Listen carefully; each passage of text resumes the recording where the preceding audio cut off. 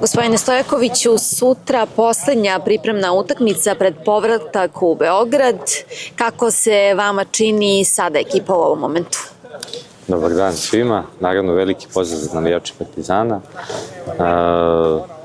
Negde ono što je primetno, jako dobra atmosfera pred tu sutrašnju utakmicu. U većini slučajeva ti neki mali sitni problemi koji smo imali sa povredama su rešeni, tako da ćemo imati veći broj igrača na raspolaganju. Pokušali smo u ovim radnim danima da ispravimo neke stvari sa prethodne utakmice, da pokušamo da budemo bolji u nekim momentima igre. Mislim da smo negde došli do određenog razumevanja pojedinca, grupe i tima i da će to sigurno sutra biti još bolje. Dalo se primetiti još prilikom izlaska igrača na teren da odavno nije bilo bolja atmosfera na treningu? To je jako kvalitetna grupa momaka pre svega, tako da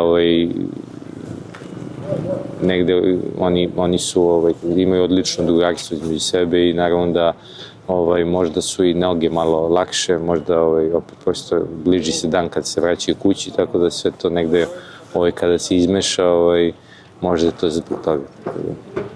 Da li bismo sutra mogli da vidimo možda Matiju Ninića na terenu?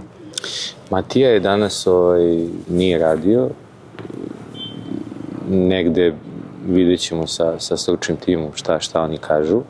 Ako je to sa njihove strane negde okej, on će sigurno dobiti neke minute. On danas nije trenirao, tako da što se tiče njega moramo da sačekamo reč doktora.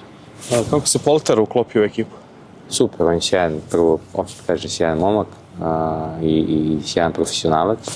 Znači, prosto radiš stvari za koje si plaćen i negde voliš to da radiš i negde radiš na najbolji mogući način koji znaš.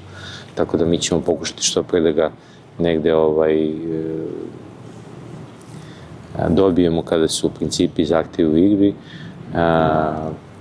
Prosto na njemu je sve ostalo.